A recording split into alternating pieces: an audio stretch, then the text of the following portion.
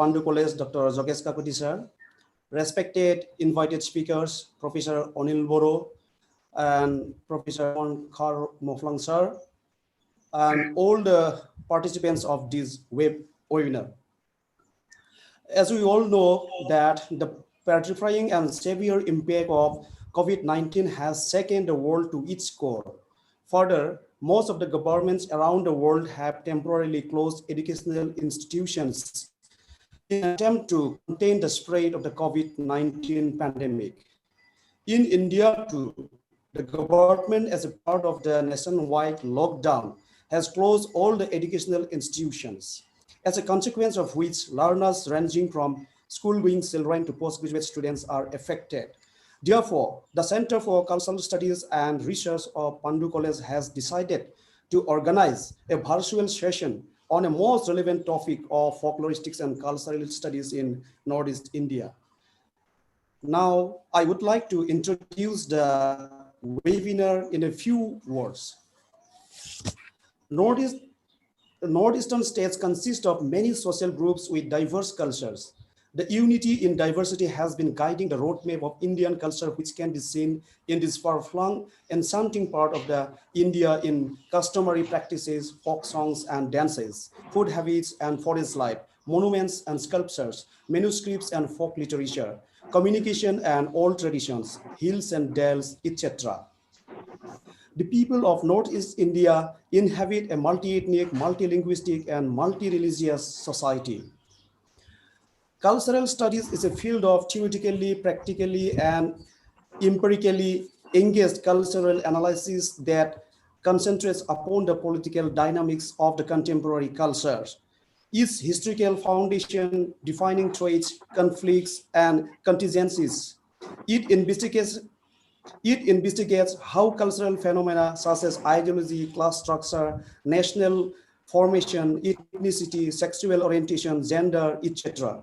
Cultural studies combines a variety of approaches such as semiotics, Marxism, feminist theory, race theory, ethnography, post-structuralism, post-colonialism, social theory, historical, political, economy, philosophy, literary theory, media theory, communication studies, museum and manuscript studies, art history, translation studies, to study cultural phenomena in various societies and historical periods.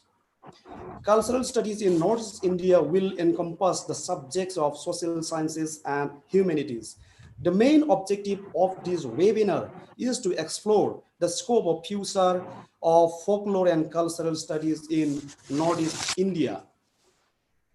Therefore, to address the prospects and challenges of folklore and cultural studies in Northeast India, we have invited two eminent folklorists of Northeast India. They are none other than Professor Anil Kumar Boro and Professor Desmond Kharmawphlng sir. Professor Anil Kumar Boro has been conferred with Sahitya Academy Award in 2013. He is a writer, poet, researcher, and academician. Professor Anil Kumar Boro writes in English, Bodo, and Assamese languages. He is also recipient of Rangsar Literary Award conferred by Bodo Sahitya Sobha. Born on 9 December 1961 in the district of present Baksa, Assam, he started working as lecturer in English in Dimuria College in 1988, and afterward he joined in the Department of Folklore Research in Gauhati University in 2000. He has more than 15 books in different genres to his credit. I welcome Professor Anil Boro to this webinar. Professor Desmond Kharmawphlng is a poet and folklorist. He has published books of poetry and collections of theoretical essays on folkloristics pertaining to Northeast India. He has represented the country in numerous conferences outside the country, notably in Switzerland, the United Kingdom, and the Republic of Ireland, Norway, the United States, Finland, and Greece. He is on the executive board of the Belief Narrative Network of the International Society for Folk Narrative Research. He lives in Shillong, Meghalaya, where he is the professor and head at the Department of Cultural and Creative Studies of the Northeastern Hill University, where he teaches folkloristics. So I welcome Professor Desmond Kharmawphlng sir also. Now, I request Thank you, sir. Honorable Principal Dr. Zokas Kakuti sir to chair the session and to deliver his welcome speech. Please, sir. Thank you. Namaskar and good morning, everybody. Respected Professor Anil Boro, sir, the HOD of Folklore Research, Gauhati University, and respected Professor Desmond Kharmawphlng, sir, the HOD Department of Cultural and Creative Studies, Northeastern Hill University, Shillong, and my dear participants. Perhaps it's a biggest webinar of Pandu College. Already we have been organizing many kinds of webinar and workshops on different subjects during the lockdown, and perhaps this is the biggest webinar with large number of participants, with 491 participants, and it is nearer to 500. And I feel it as a privilege to welcome you all for coming and joining us here today. We also feel proud to announce that Pandu College is perhaps the first institution to open with this session. And it was my dream, and I hope everybody present here will come forward to add many things to fulfill our dream. Our parent department will be the Department of Folklore Research, Gauhati University, and we will always remain begging your suggestions to fulfill our noble purpose. Respected guests and their participants, today marks our first webinar under the newly introduced center. We are very proud to be able to host it today here at the Zoom platform with all of you. Just before we get started, I would like to express my gratitude to all of you who so generously helped us make this event come together smoothly. Respected Professor Anil Boro sir, the HOD Department of Folklore Research, Gauhati University, and respected Professor Desmond Kharmawphlng sir, the HOD Department of Cultural and Creative Studies, NEHU, Shillong. Respected guests and participants, so far my information is concerned, before establishment of an independent Department of Folklore Research in Gauhati University in 1972, it was a project on tribal studies under Department of Anthropology. Prior to 1972, Gauhati University has been pursuing an immense studies and research on the folklore. In Northeastern Hill University also, the Center for Creative Arts was set up in 1977. Then it was renamed as Center for Literary and Cultural Studies in 1984. And in 1997, it was again redesigned as Center for Cultural and Creative Studies.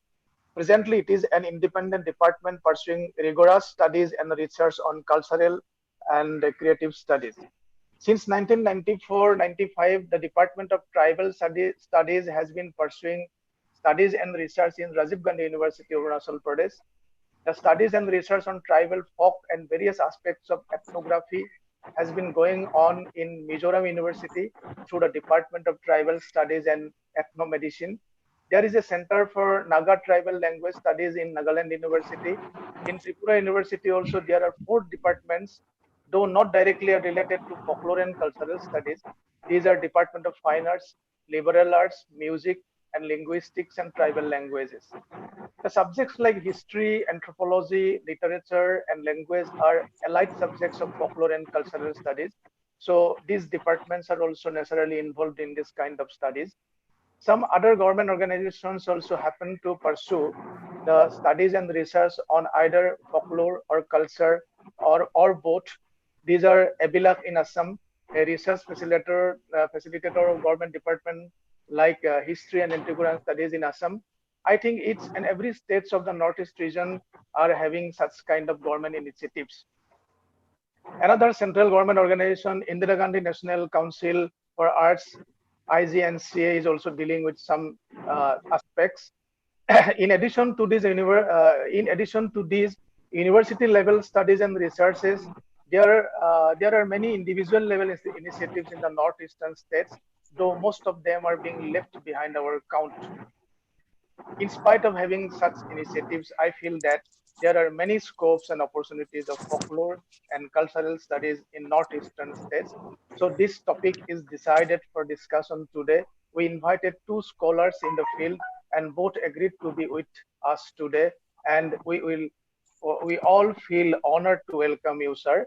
Once again, my heartiest welcome to both the distinguished guests and their participants. And this way, with these few words, I conclude here. Thank you once again. Thank you all. Namaskar. Namaskar.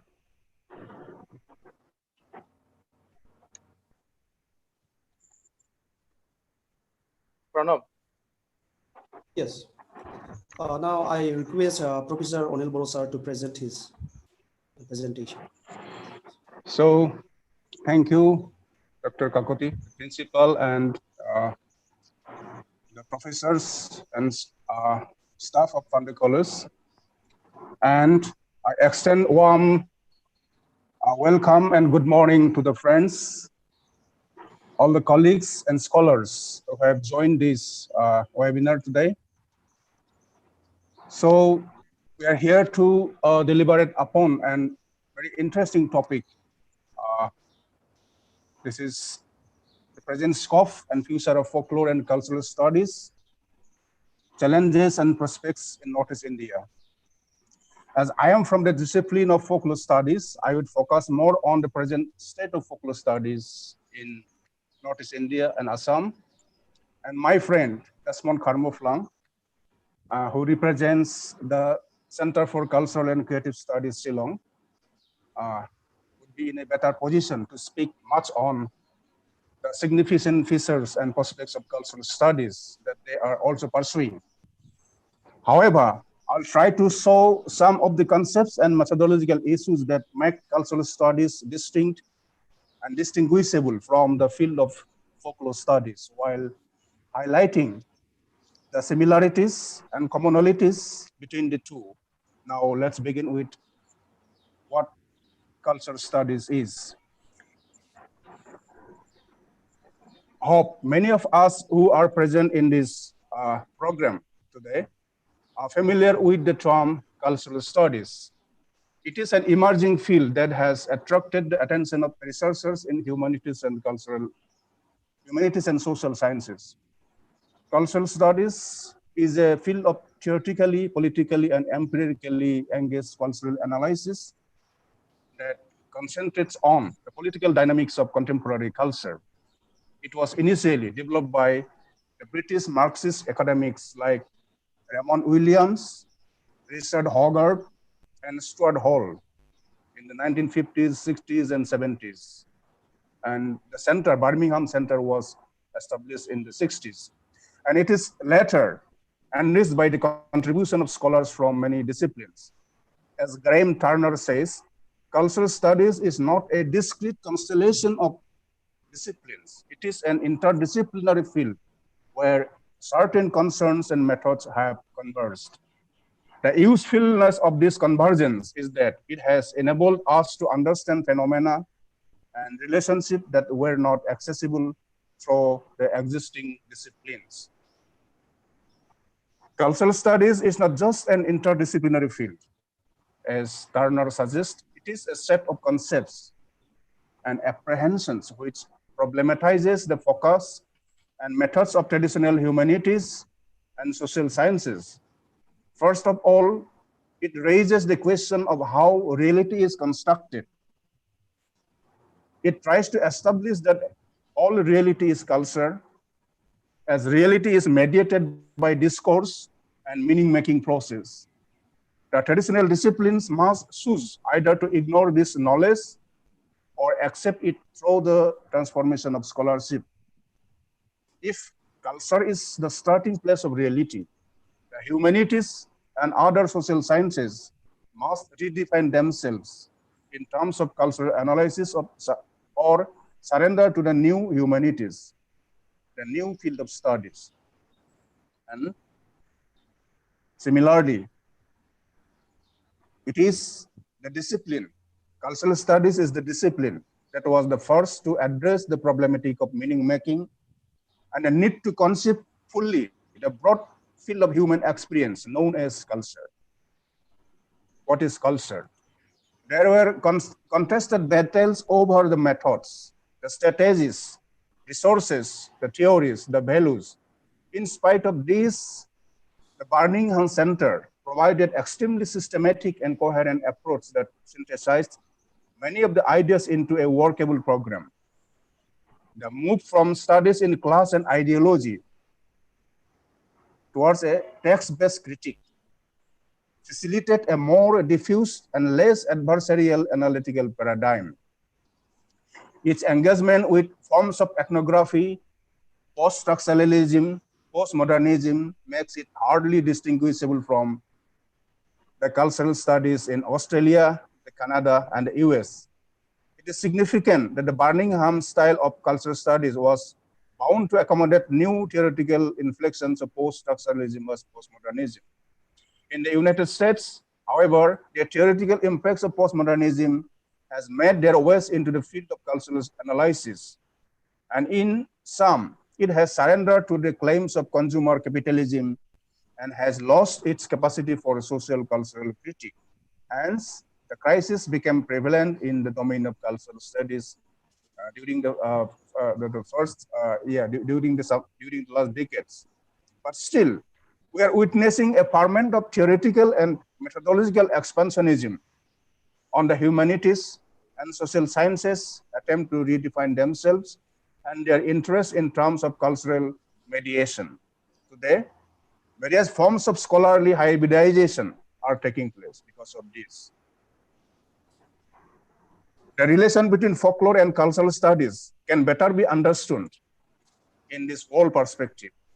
Now let us move on to discuss the state of folklore studies in the context of the global academic scenario and in the context of the Northeast Indian society.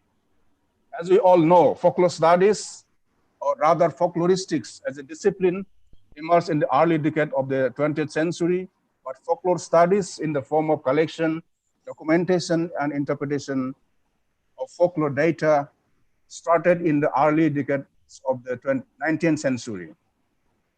The English term folklore was coined by Thomas William Jones in 1846, but the Grimm brothers had initiated folklore studies, folklore documentation, and publication and classification well ahead of Thomas.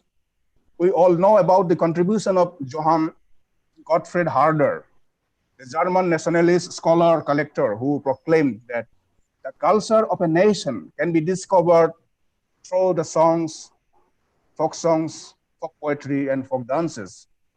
Since its inception, folklore studies is moving ahead with the approaches like the antiquarian approach, the romantic nationalist approach, and the modern approach. The academic folklore came with the modern approach and the opening of folklore department in the American universities. The Indian subcontinent also saw the beginning of folklore collection during the British regime.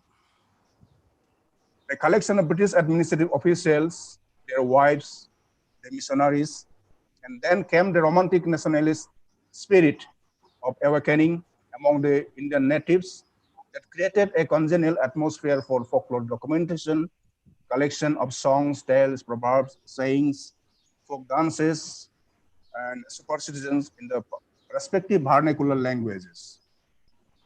In this regional language,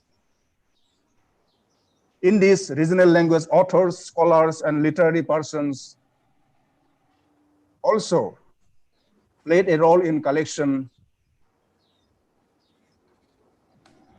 in the form of the community folklore. Folklore as an academic discipline in India came in the 70s of the last century.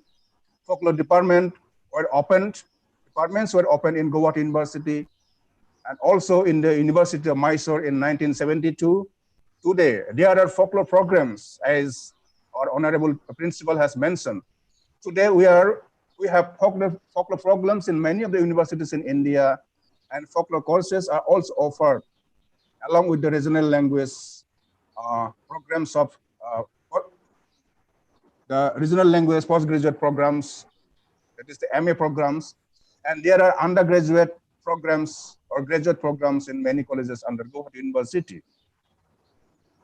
In some, the program of cultural studies are also clubbed with the folklore programs, as folklore studies is an interdisciplinary nature. We have students and researchers from literature and social sciences, and this has helped the discipline to move ahead with its interdisciplinary character. And it is necessary to ponder whether there is any similarity or commonality between the two disciplines, folklore studies and cultural studies. So now we focus on this aspect, the similarities and commonalities and the differences. Folklore studies cover the four broad fields of inquiry, as you know, that is made by Richard M. Dawson, first oral literature, then social folk custom, then material culture, and folk performing arts. And cultural studies is concerned with the critical examination and analysis of culture. Rather, it concentrates on the political dynamics of contemporary culture, its historical foundation, the traits, conflicts, and contingencies. It is not concerned with the other aspects that the folklores are dealing with. It investigates how cultural practices are related to wider system of power, ideology, class, ethnicity, gender, national formation. It is distinct from the discipline of cultural anthropology, distinct from ethnic studies, and distinct from folklore studies, but it also draws upon and has contributed to these fields. As Eric Beck states, folklore studies can complement the cultural studies.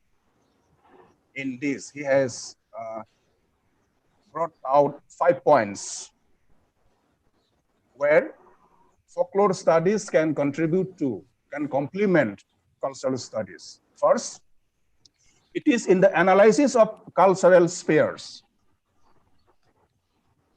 Cultural studies says about two spheres of culture, high culture and popular culture, and it always privileges the popular culture.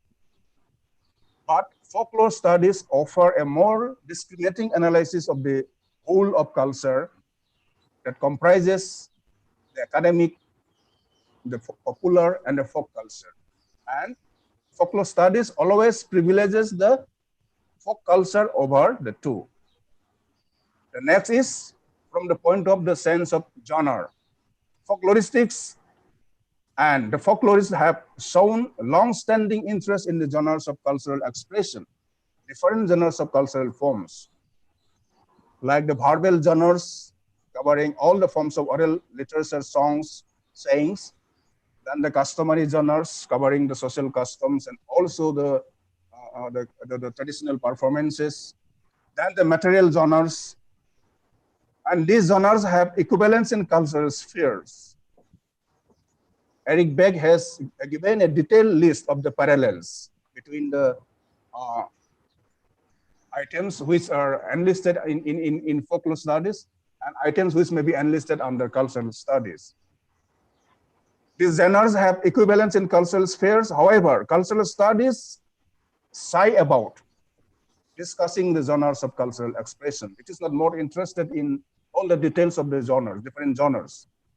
The third is the creative resistance in folklore, in the items of folklore.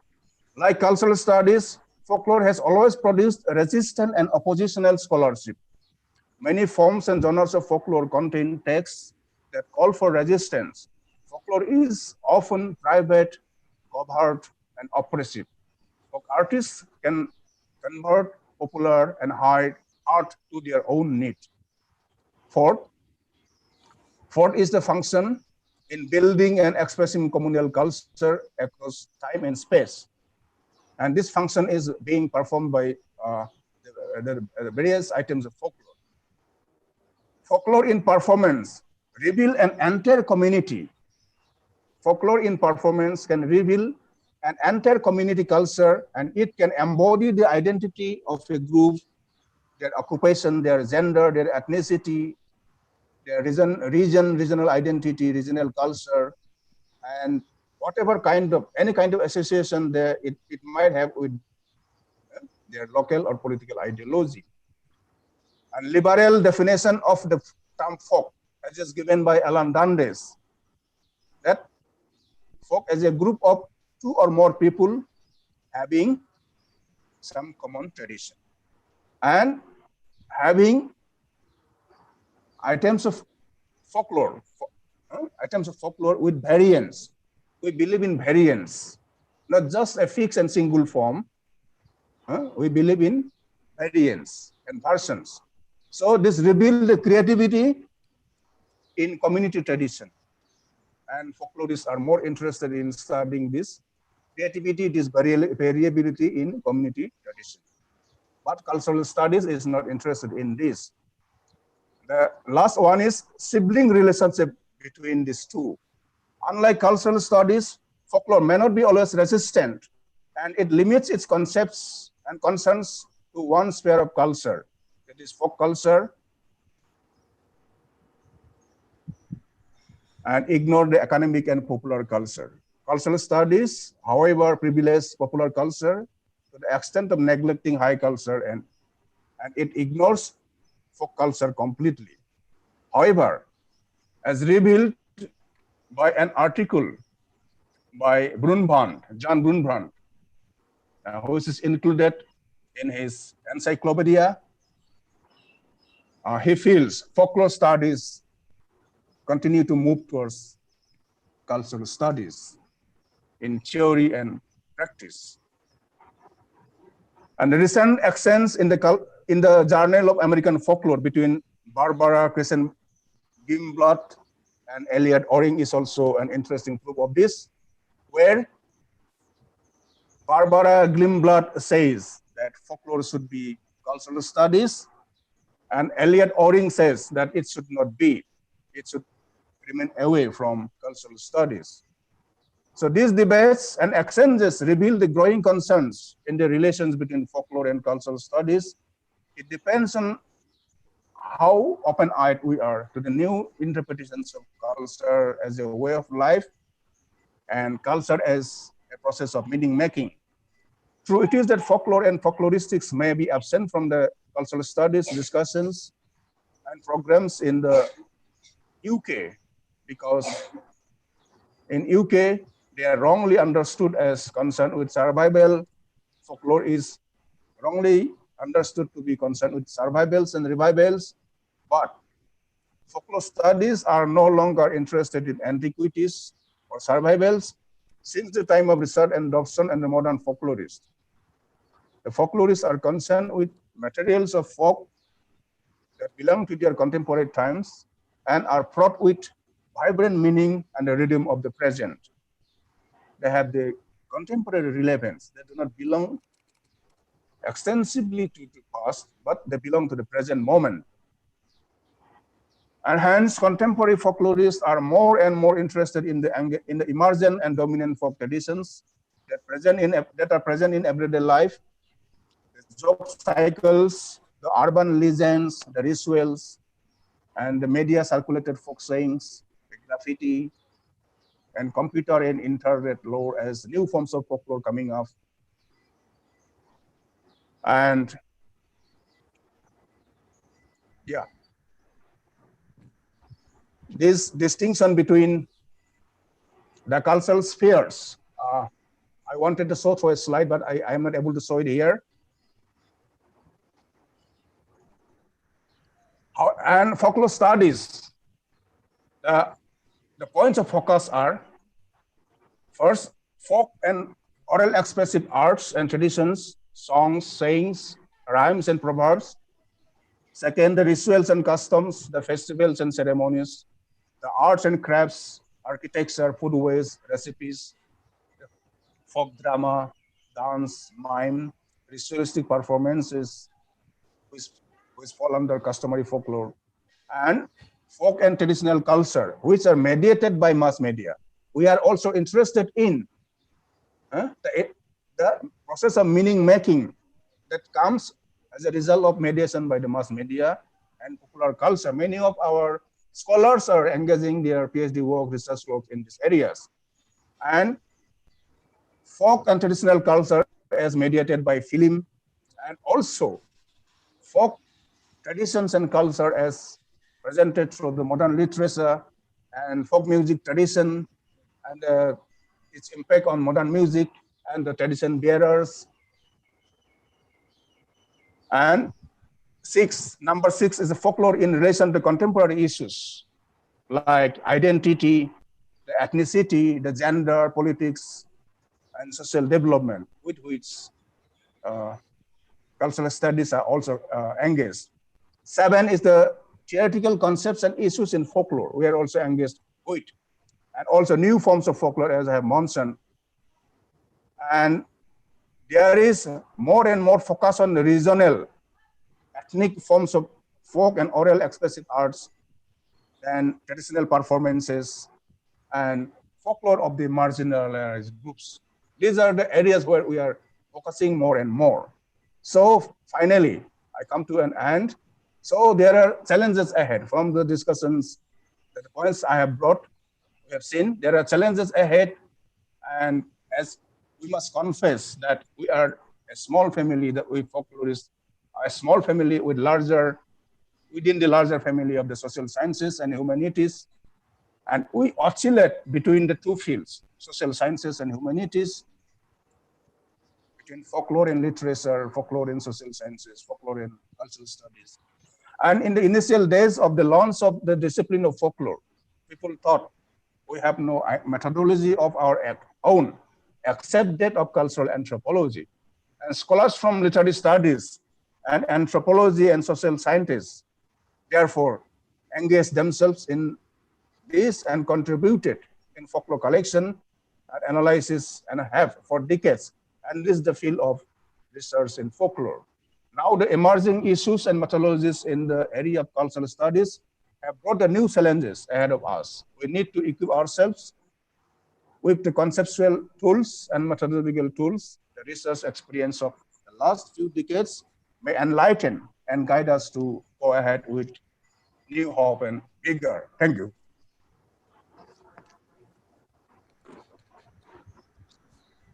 Thank you, Anil Boro sir. Thank you for your presentation. We will have a few discussions, comments, and queries if there is. We'll take it after completion of both the presentations. Now, I request Professor Desmond Kharmawphlng sir to present his deliberation.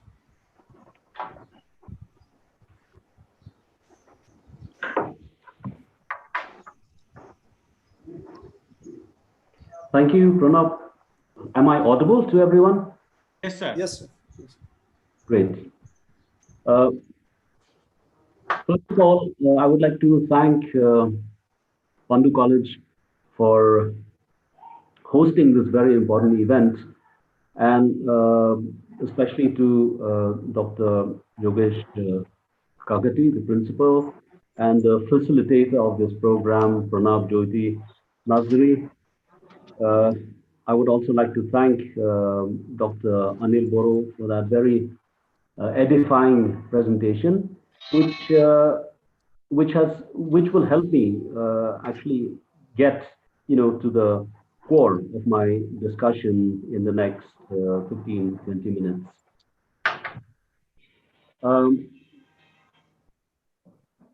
Today in Meghalaya, we are observing and we are celebrating Bedingklam. It is a public holiday, and Bedingklam is very significant because it is a festival which is believed to ward off or to chase away the plague. So it is very interesting that in the backdrop of the pandemic, we're having this webinar. So on behalf of the state of Meghalaya, I would like to wish all of you listening in a very happy Bedingklam. May the Bedingklam that we are celebrating today, may it bring a new chapter of health, of hope and happiness.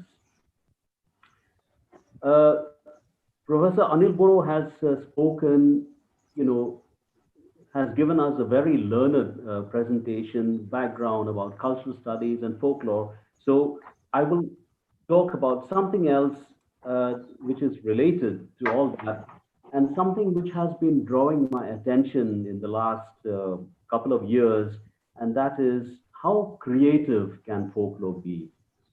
How can we make use of folklore as a creative energy?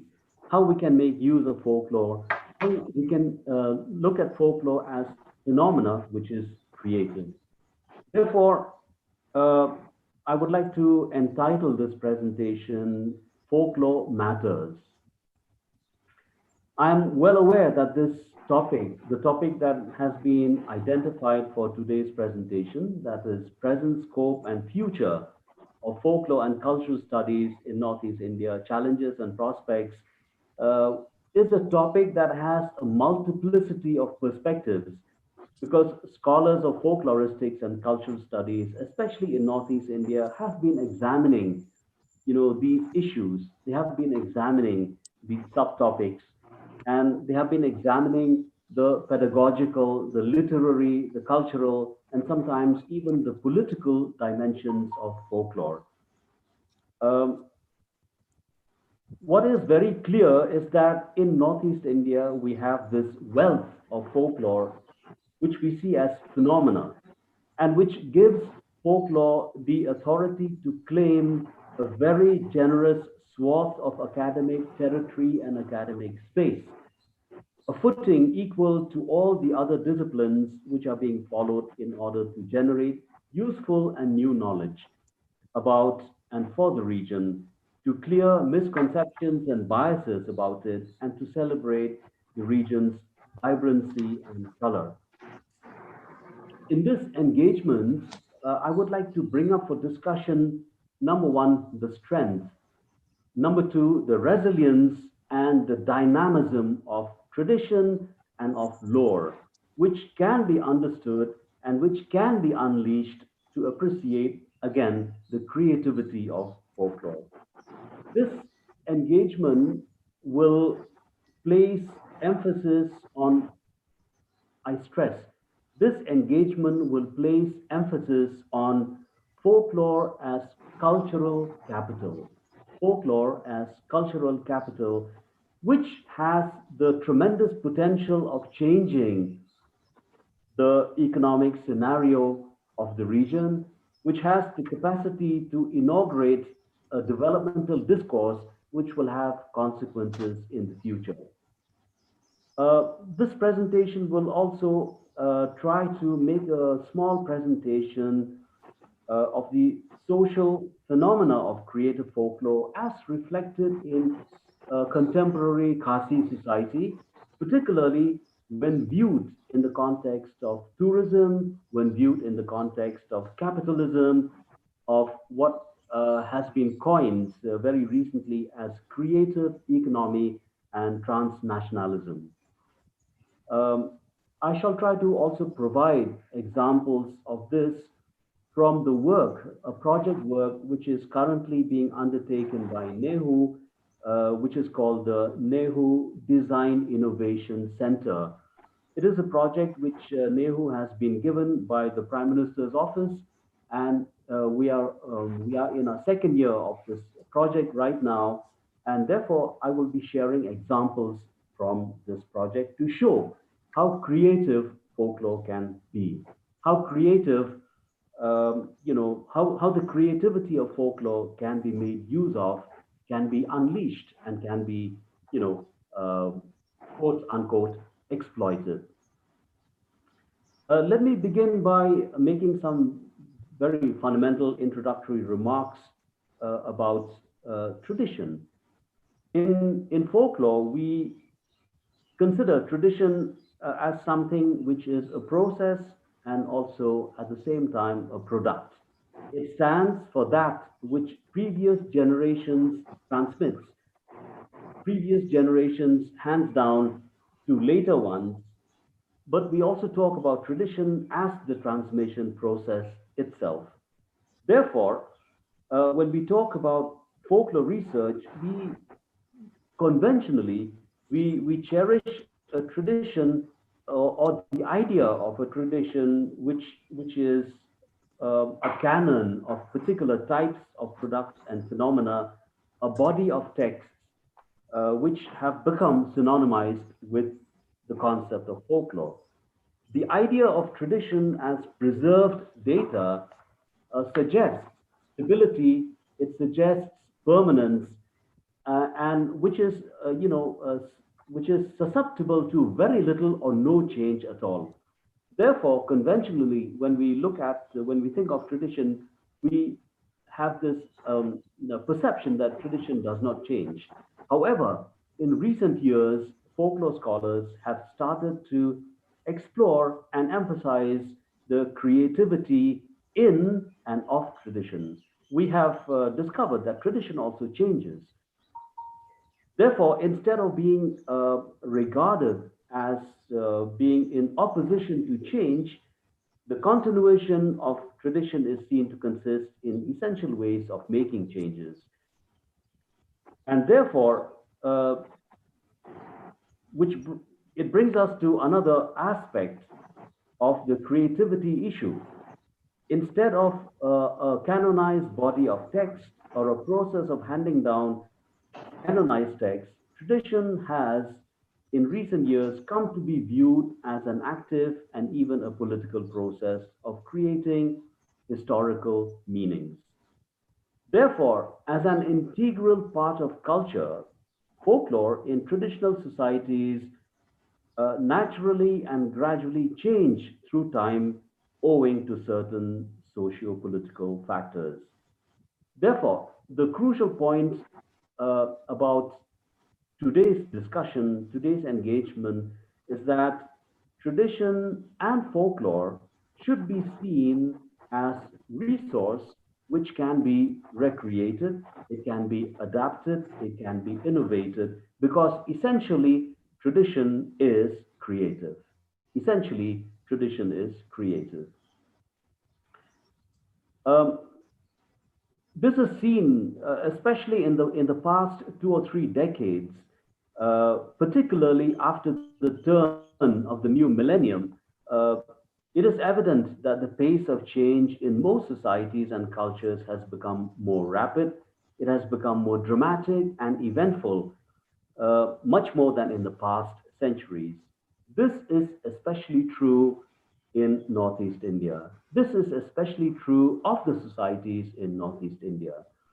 And this can be attributed to phenomena of transnationalism, especially the worldwide exchange of information and knowledge.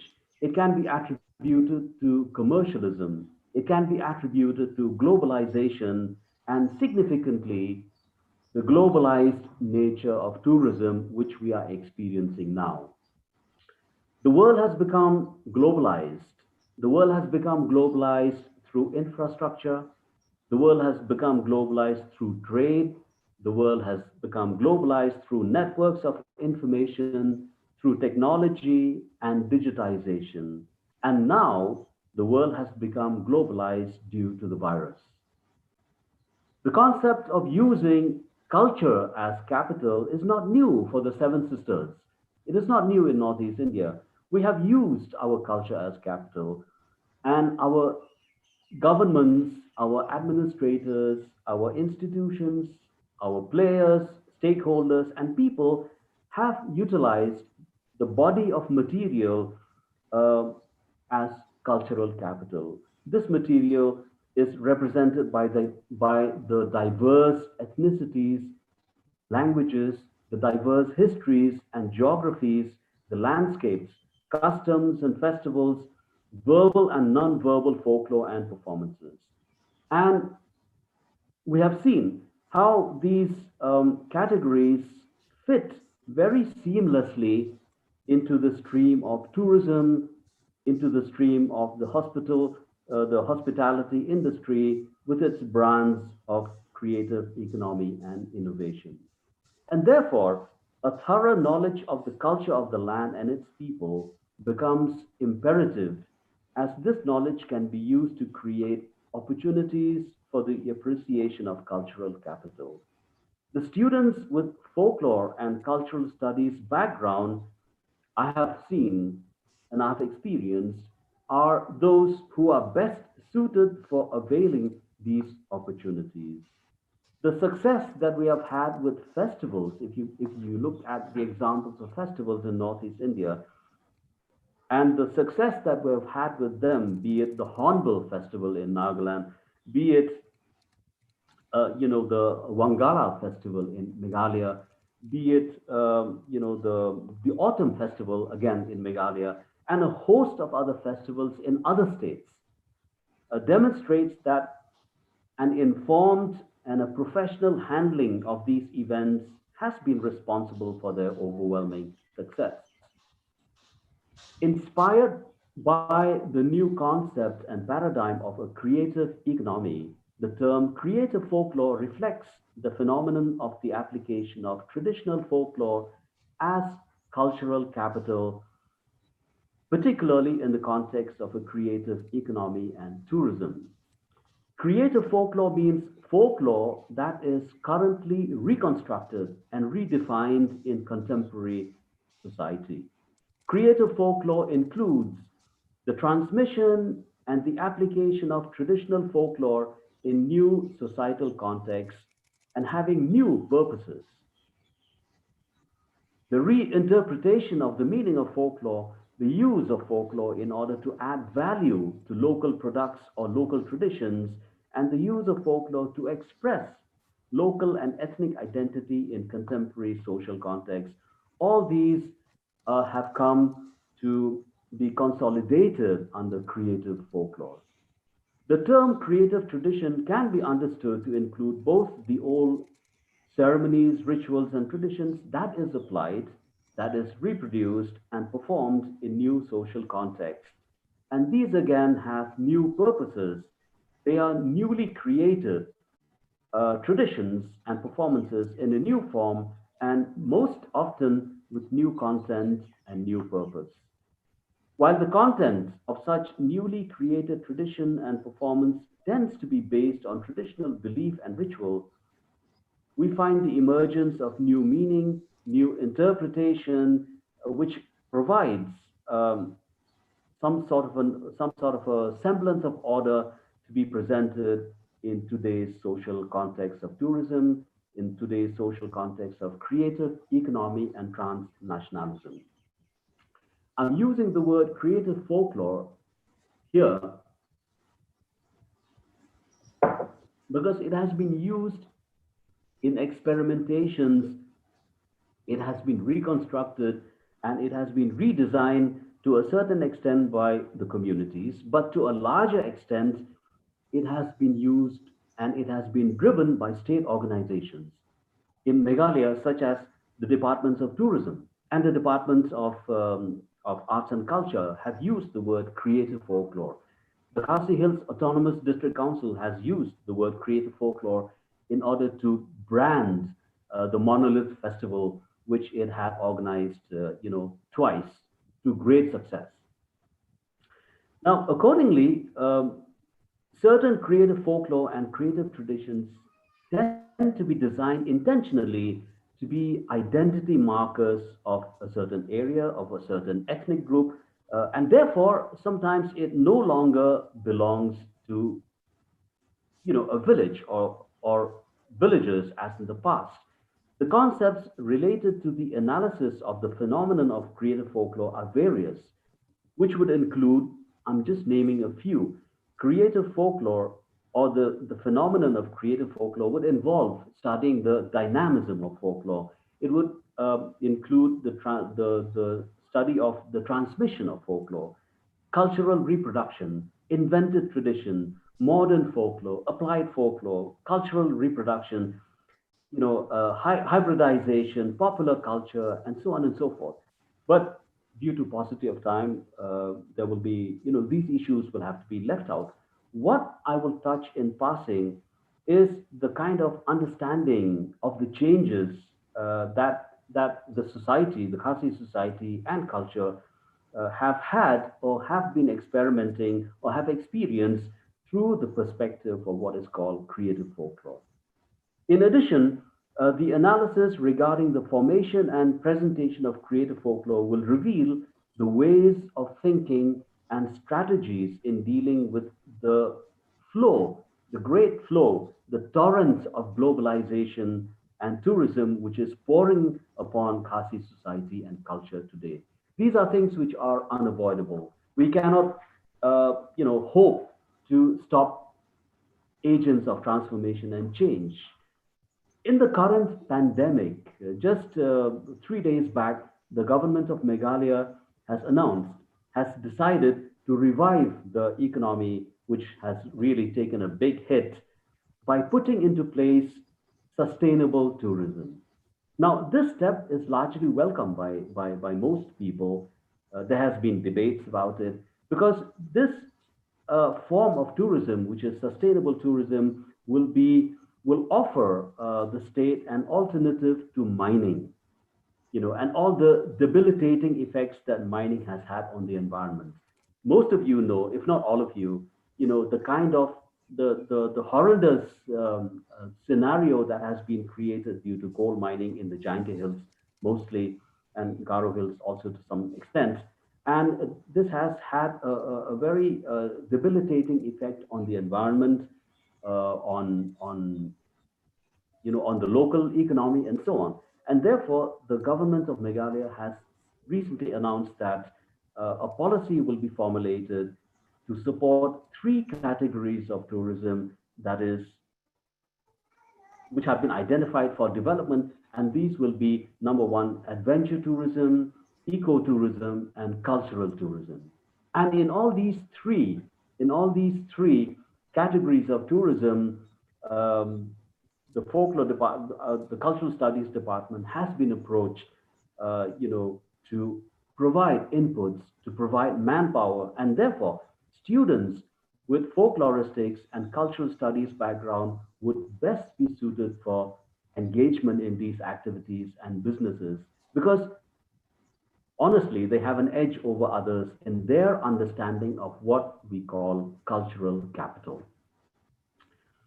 To cite an example of what we are currently doing at NEHU, through the Design Innovation Center. As I had said earlier, the Design Innovation Center, NEHU was identified as one of the 13 design innovation hubs in the entire country.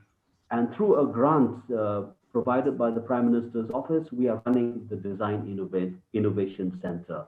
Now, our students here are encouraged to take the Design Innovation Center courses as an add-on course. These are add-on courses that does not really interfere with examination patterns and so on. But at the end of the program, which runs for a semester, at the end of the program, the students will be given a certificate and will also be given prizes. And these programs, these add-on courses are also free. And through these courses, we have helped in providing our students with the opportunity to market ideas and to market products. In the last 2 years, through workshops, and we have even had 2 international workshops through the DIC, through the Design Innovation Center. Students have been designing, have been fashioning cultural items, weaving, bamboo craft, pottery and ceramics, and they have been encouraged to add economic value to these products. We have had, apart from the workshops, we have also had displays through exhibitions in New Delhi and in Hyderabad. Now, these products have become very popular, and these are what we call cultural commodities.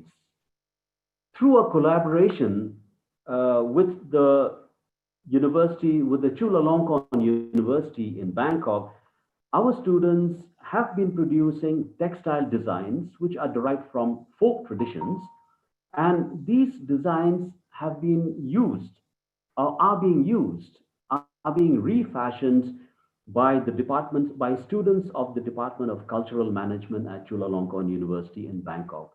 Through this collaboration, our students have been designing these motifs, these working with these designs and have been working with the students of Chulalongkorn University in the Department of Cultural Management. And now we are negotiating on working out modalities for commercial deployment of these products. So our products have actually gone to Bangkok.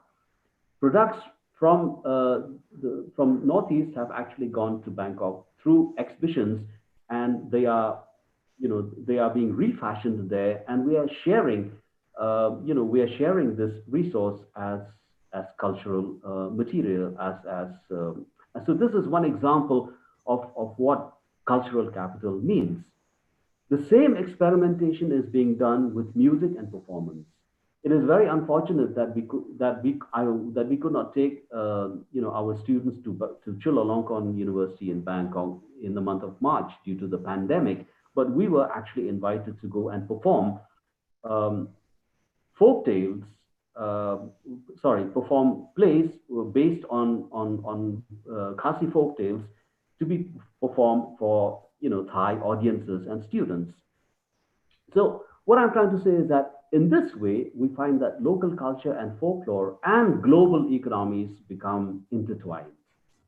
They become increasingly intertwined. Thus, it can be said and it can be seen that global, national, regional, and local economic policy and practice can come together in what is called the creative economy. And this creative economy has had and is having and will have a direct impact on traditional folklore and culture. The all-pervading influence and penetration of information and technology is encouraging the reproduction of traditional folklore in the broadcast media and in the new media of the cyber world through the internet, Facebook, and many other forms. And therefore, viewed in this light, mass media is helping to promote travel, is helping to promote exchange, is helping to promote tourism, since they provide channels of information concerning places, concerning people, concerning events, concerning festivals and happenings and venues, facilities, and even products, right down to the souvenir stalls. Today, I'm sure we realize that the borders between nations, the borders between countries are no longer a barrier because of the global phenomenon of transnationalism. Transnationalism is another contextual factor which is providing, a transnational flow in different dimensions. We cannot ignore the flow of tourists. We cannot ignore the flow of technology. We cannot ignore the rapid flow of global capital, and more importantly, the flow of ideas. Ideas such as anti-racism, nuclear non-proliferation, environmentalism, democracy, human rights, and so on. Now, these are ideas that are transforming places and peoples in a very, very radical way in different parts of the world. And given the above mentioned global context, traditional folklore and culture has naturally been affected. During the past several decades, there has been a social phenomenon of traditional folklore and culture being applied to serve social changes and new purposes, such that many newly created traditions and folklore can be observed. It is therefore very important that we investigate how traditional folklore has been adapted, has been reproduced, has been reconstructed, represented, recreated, and reinterpreted in order to persist, in order to survive, in order to serve new purposes in the new social context and in the new social order. And therefore, for these reasons, it is interesting to see and observe the dynamic aspects of the various genres of folklore, in order to see how new symbols and new metaphors, designs surfacing in present-day society. One of the greatest transformations that's happening in Khasi society is how our traditional folk tales are being disseminated through various modern forms of media. We have comic books, we have graphic novels, we have animations, we have films, and so on. And kids today are learning more about their traditions through these new forms of media. Each state uh, of the region of our Northeast actively supports a tourism policy. This is true because there is a huge investment of resources in promoting tourism in all the 7 states, and including Sikkim. This is because of the realization that large-scale tourism arrived with globalization. We cannot ignore this fact that globalization has also brought large-scale tourism. And these two are inseparable. There's no way that we can separate these two. Tourism has become a major driver of world business and industry, bringing people from around the world to meet and to learn about each other's cultures, to appreciate the environment, and to sample the cuisine. In addition, if you observe the declaration of UNESCO in in establishing the World Heritage Convention of 1972, this has inspired people from different parts of the world to visit World Heritage sites around the world. These all generate a myriad of activities and business opportunities along with an unprecedented human flow. It is fascinating to see folk narratives employed to add value to local products of many communities, with performing folklore and customary folklore being revived and represented in the context of tourism. Material folklore, which is again a very important example that we are working with through the DIC.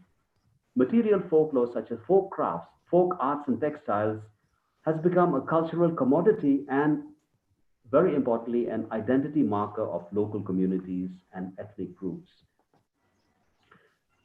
Since the beginning of 2000, the global economic policy of a creative economy has driven economic activity, and this has been done with the intention to harmonize local knowledge, intellectual property, culture, creativity, and innovation. These are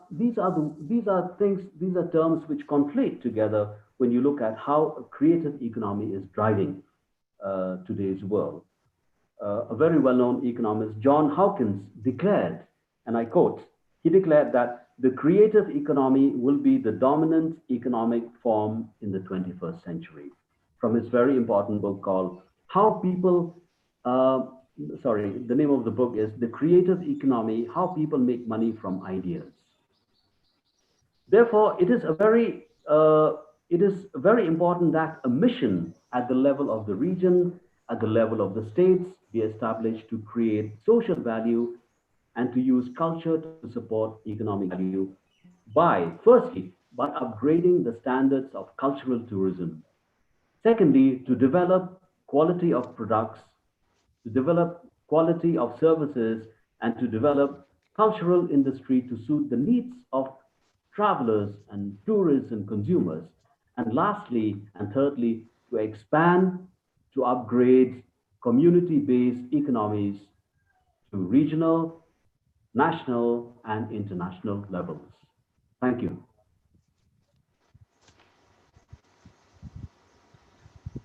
Thank you, sir, for your stimulating speech. So now let us invite a few comments, queries from a few selective participants.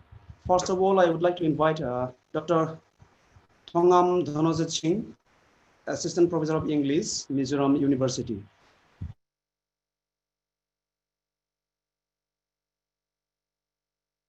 Narzari sir, you unmute yourself.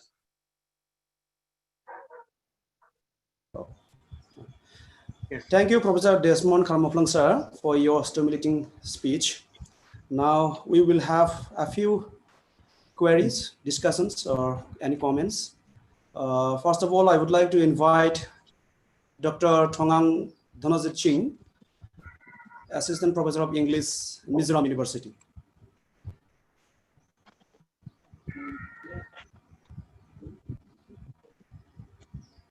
Dhanojit, can you hear me?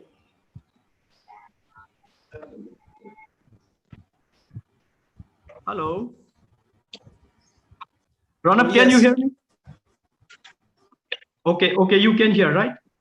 Yes, yes. Yeah. Yeah, Yes, so sir, you can. Okay.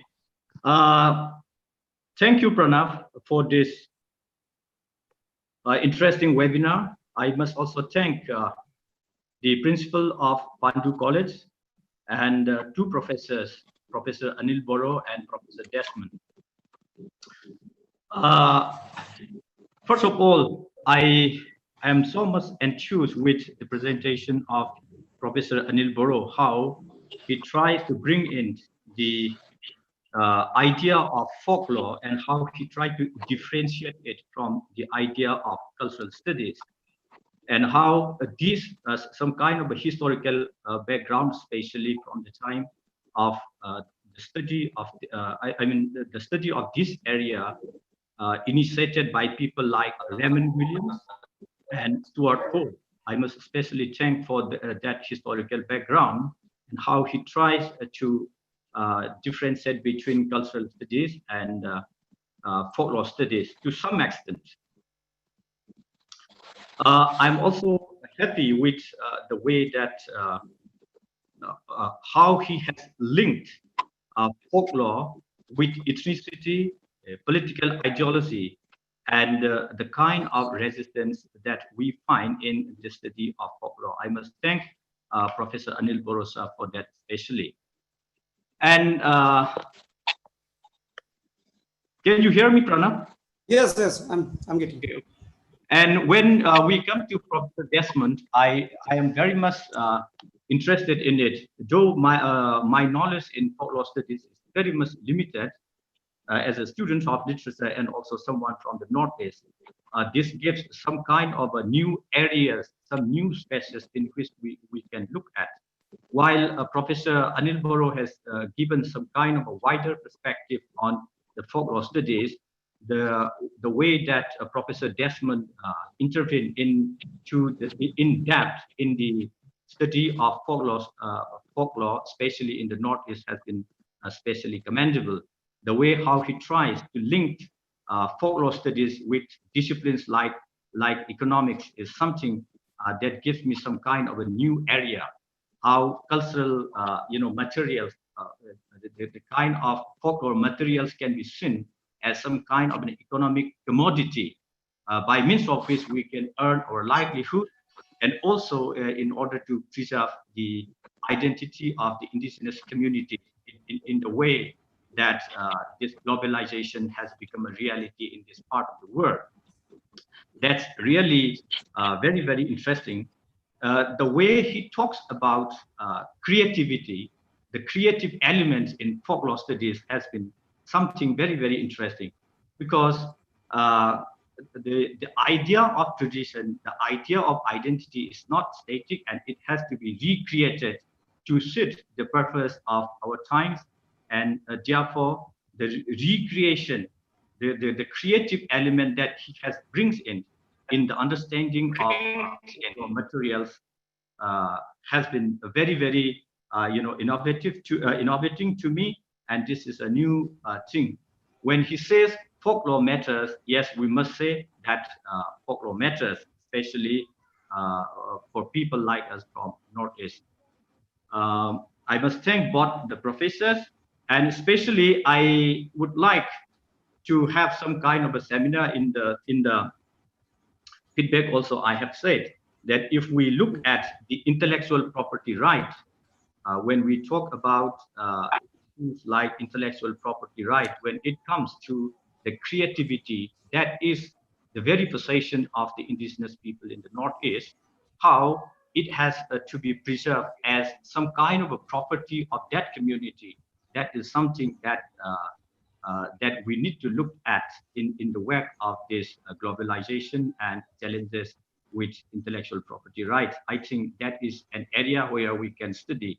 So in that sense, we are linking folklore studies with legal side also, the legal aspect of folklore studies. So these are still areas that we can look into for further studies. Thank you both professors for the commendable jobs that you have done in this time of the pandemic. Thank you, Pranav, and everyone. Thank you, Dhanajit. Yeah. Now, may I invite Professor Hello. Now may I invite Professor Rabindranath Sharma, Professor of Cultural Studies in Jharkhand Central University.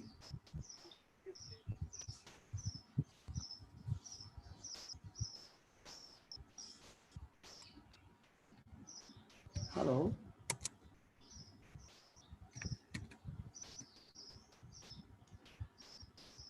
Hello, Professor Rabindranath Sharma.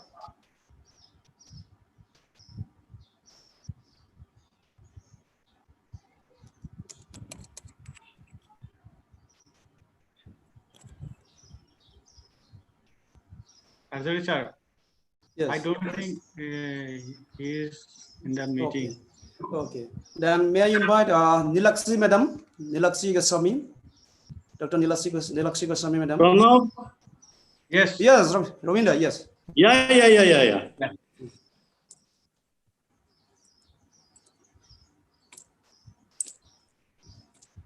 Yeah, this Pranav, thanks to you and your principal, under whose leadership you are doing organizing an excellent webinar. Thank you. I'm very happy to see Professor Anil Boro sir and Professor Desmond and Kharmawphlng sir. Both of them were my teachers and still they are my guru. Yes. And I'm very happy. And this, you select a very good theme and which has a great relevance in the present pandemic era. And you see, even this, we students of cultural studies, and as I understood that you are going to start a good archive also with organizing this kind of events and under the leadership of your principal, sir. And I hope this will give a good signal to Northeast India, because you see, this Northeast India is a very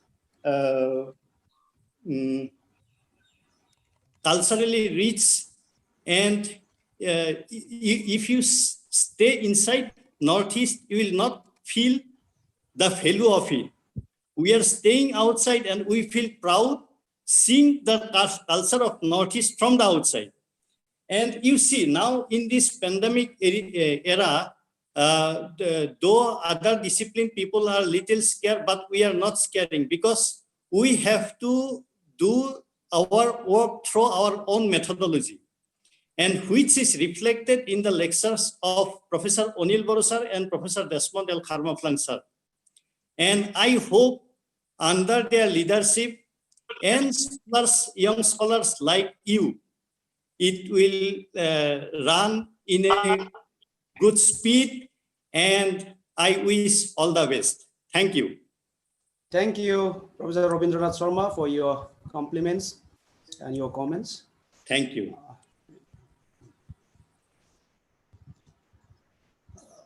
Now I would like to invite young scholar Prayasi. Are you online? Prayasi Doctor.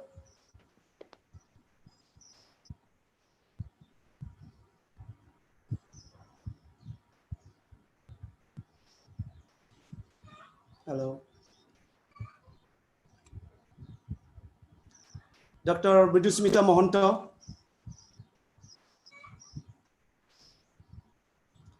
Dr. Bidusmita Mohanta. Azari sir, Rizo Rava has some question. He has written in. Okay, please, Rizo Rava.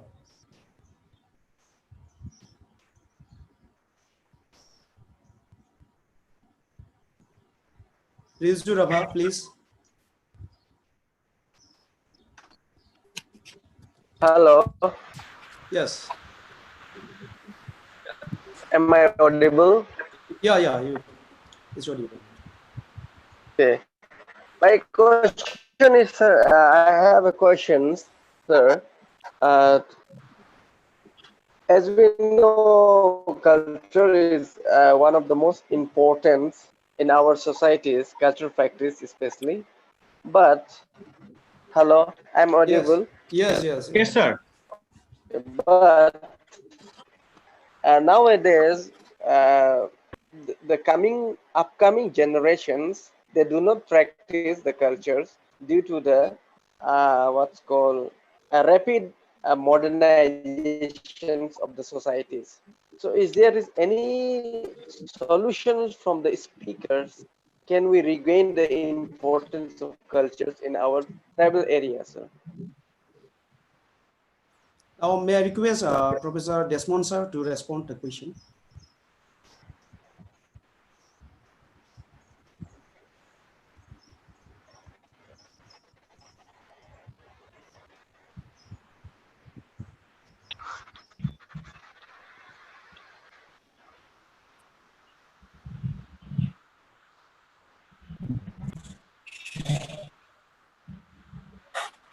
Am I audible now? Yes, sir. Okay.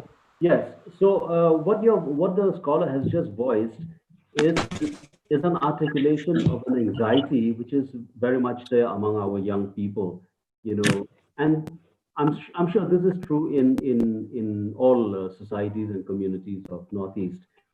Uh, but then we also have to approach. We also have to make very careful treads, into that area, because we do not want to also sound nostalgic about a past which many of us have no idea about. Uh, it is true that we are nostalgic about the past. Hello, can you hear me? Yes, sir. Yes. Yeah.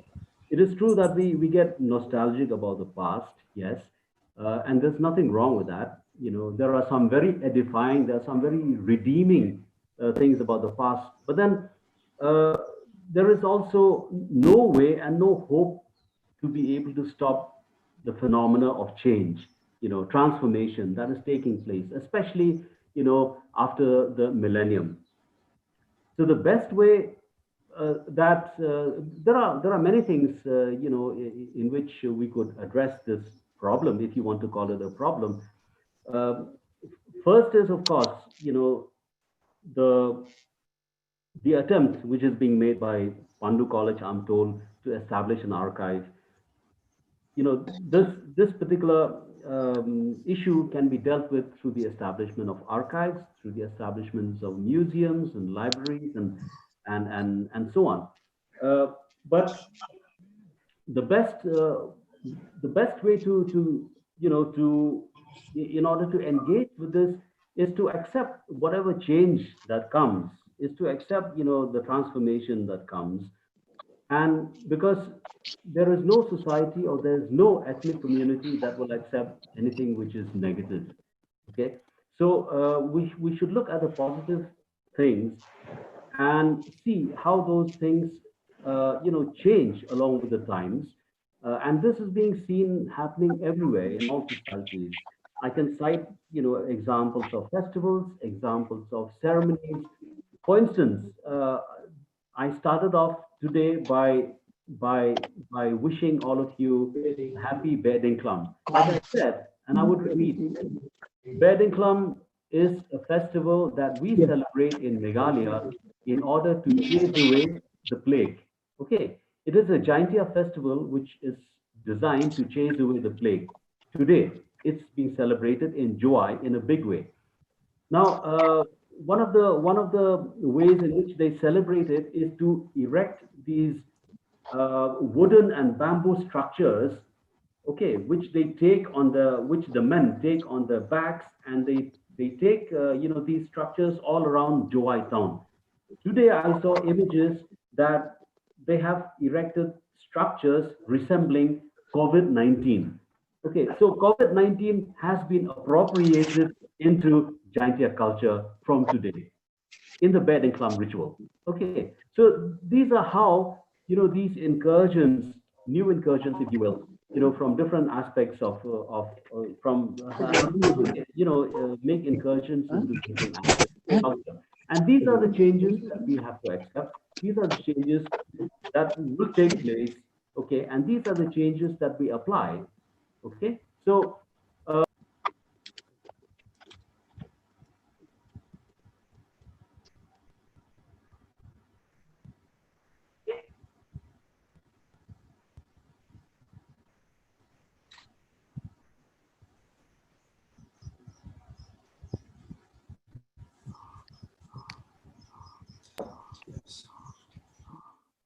Thank you, sir. Am I audible? Am I audible? Is it audible to you? Yes, yes. Yes, yes, yes, yes. I'm Loknath Goyari Yes. from Kokrazar. Just to Desmond sir. Just I want to know regarding the in which month and which day this festival be celebrated in Meghalaya, please. this bedding clump. The Yeah. Are you talking about the bedding clump festival? Yeah, yes, sir. Yeah, Which month, it is which day? celebrated today. It's always in the month of July. I mean July, no? Yeah, in the month of July. Month of July. Thank you, sir. Thank you so much. Okay. And it's very interesting. It's very interesting because it is bedding clump literally means to chase away the plague. Okay. Yeah. Hello. Hello. Yes. Hello, am I audible? Yes. Good afternoon to everyone. It has been a very interesting, 1.5 hours, and thank you to everyone for that. I have two questions. Any of the research persons could answer my questions. One is that when we look at the nomenclatures of the department dedicated to folk studies, we generally see that the names are, the common name is folklore, the Department of Folklore Studies or Folklore Research. So my query is, when we add the word lore to a whole department, do we not confine or somehow limit its orientation or its approach, its reach? Alternatively, if we use a term, say like folk studies, would it not be more inclusive? That is one. And the other is that we have seen, we have been talking about, Desmond sir has particularly highlighted the, the ideas of tradition, modernity, and the continuity and the significance of change. So we have seen times changing. We have seen drastic changes in recent times with the coming of COVID-19. So in this scenario of increasing digitalization and hurried attempts to digitalize, how do we see the scope and nature of folk studies in coming times? These are my questions. Thank you.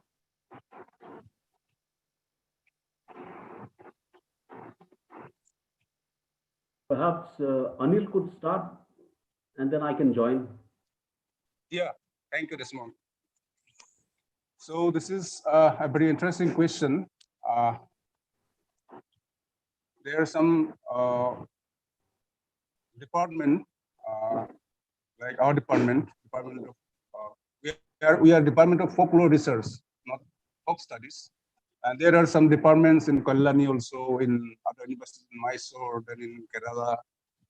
So these departments still keep the old names, the names with which they started with. But so many new things came up that some want to, change over to cultural studies, folk and cultural studies. But still, we have not done that. Maybe the pressures should come from within. The pressures, if the demand comes from within, then we can do it, because the challenges, new challenges are coming, and we are not lagging behind in the earlier days of the 70s, where our areas of interest that were very, very confined, very, very limited. we have now very new issues coming up, identity, then cultural politics, ethnicity, then questions of community interest, property right, and all this. So we need to accommodate new things, new ideas. Yeah, my response. Thank you very much, sir. So, to address the second part of your question, can you hear Yes. me? Yes. Yes, I can hear you. About digitization and so on and so forth. Digitization is proving to be extremely popular and also very important and also very useful because I can cite the example of a project which I'm currently working on in collaboration with the British Library.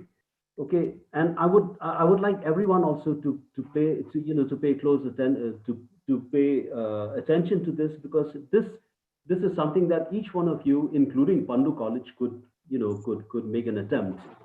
The British Library has a program called EAP, that is Endangered Archives Program.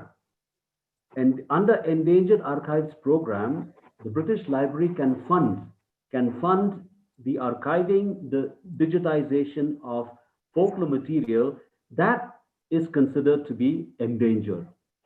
So I had made an application with my colleague from the University of Melbourne in Australia. So both of us submitted an application to the British Library.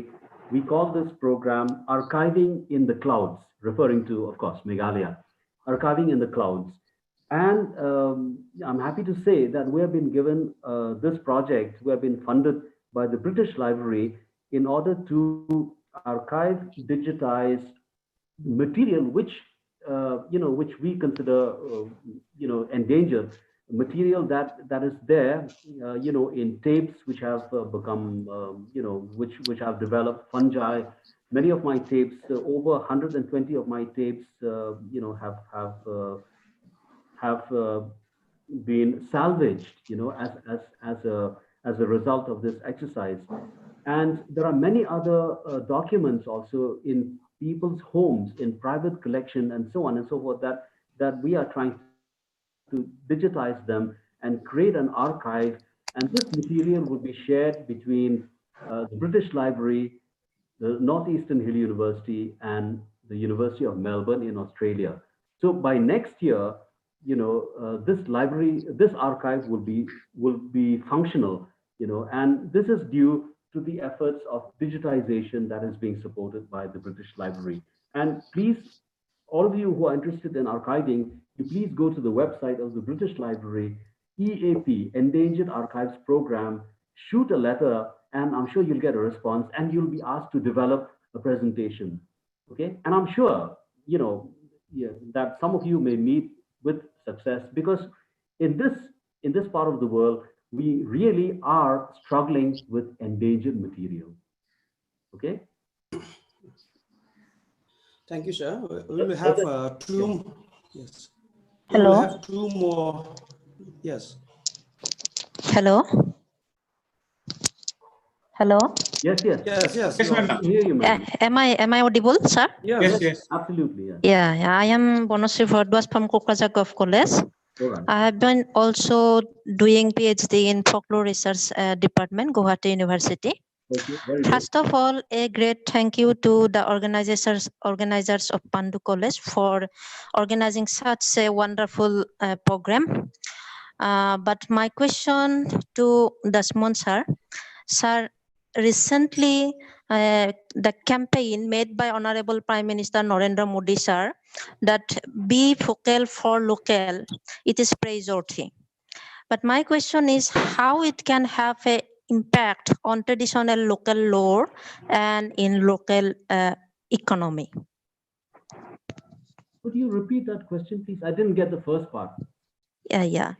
My question is that we all are aware that recently Narendra Modi, our Honorable Prime Minister, has initiated a campaign, Be Vocal for Local. Okay. And I think this is praiseworthy. But my question is how it can have an impact on traditional lore and rural economy. Well, I think this will tie in, this will tie in very well with the presentation I had just made, where I spoke about how local knowledge, can be used in order to develop a sustained type of economy. And I've shown examples of how this can be done, citing examples from the work that we are doing through the Design Innovation Center of NEHU. Like I said, the Design Innovation Center of NEHU is also a project which is being sponsored by the Prime Minister's office. And we were encouraged to make use of local material. We were encouraged to make use of local designs, local textiles, local craft, local ceramics, local pottery, and how to add value to these local products so that they can go through a process of prototyping, which brings these products to the next level of industrialization.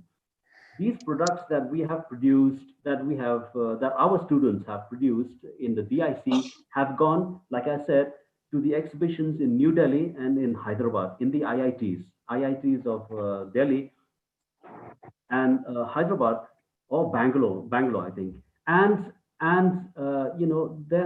There has been a great deal of attention being paid to these products because these are local products, but they show, they display, and they reveal that they have the potential of being, of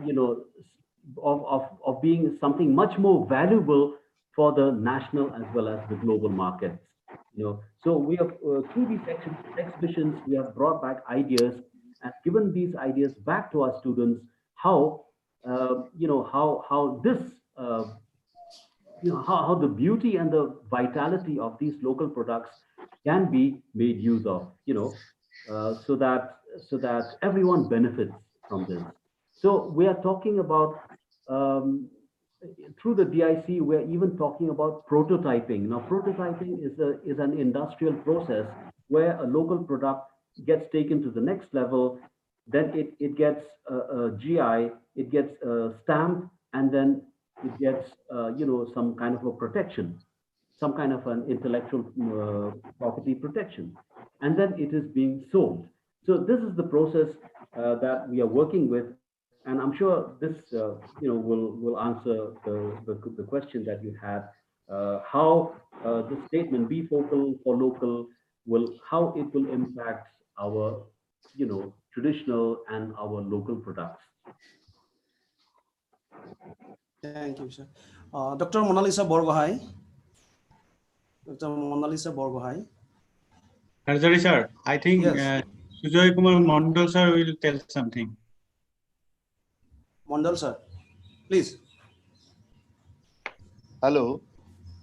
Yes. Hello. Yes. Yes, sir. Sujoy Mondal. Yes, Desmond sir. How are you? I can hear you. I'm fine. I am Sujoy Kumar Mondal from Kalyani University. Okay. Hello, sir. Hello. How are you? Yeah. Actually, I have a simple question. I want to know the basic relationship between folklore and cultural studies, and also the differences between folklore and cultural studies. That is for Anil Boro. Okay, sir. Hello, sir. Yeah, how are you? Fine. I have already given the replies in my presentation. There are relations and there are differences. Yeah. And the one is more focused on popular culture, but we are more focused on traditional culture. The basic thing is this, and the way of looking at. And this is more concerned with ideological and political issues. But we are not that concerned with these ideological political issues. It started with class, ideology, and all these things, and focus more on the interpretation of text. Literary text, the media text, film text. But as we folklorists, we are morely concerned with this conventional or traditional materials. We keep confined to this, but we are also concentrating on this new approaches to folklore collection and new approaches to analysis also. But initially, these are the differences. Yeah, yeah. Okay, okay. Thanks. Many, many thanks. Thank you, Sujoy Kumar Mandal sir, for joining with us. Pranav sir, Daisy Burman, I think, will say Yes, something. please, Daisy. Yes, thank you to both the esteemed professors for this wonderful talk. My question is, given the wealth of folk tradition in the Northeast and the large number of researchers engaged in different prism of research, what would you say about the professionalization of the folklore studies, for the future folklorist of the Northeast? For example, I come from English literature background, and I was interested to pursue my research in folklore. But many a time what happens is that I find myself in a scholarly backwater, sometimes not recognized. What suggestions would you like to give to scholars like us? Will you take that, Anil, first? Yeah. That means what kind of, yeah, she's asking about the question of recognition, because as she comes from the discipline of literature and now, yeah, working in Folklore, yes, sir. Yeah. Sometimes this happens. Sometimes it happens. Yes. And if you take the course of cultural studies, then it's completely different. So, sir, how do we enhance this professionalization? How do we mobilize what we study?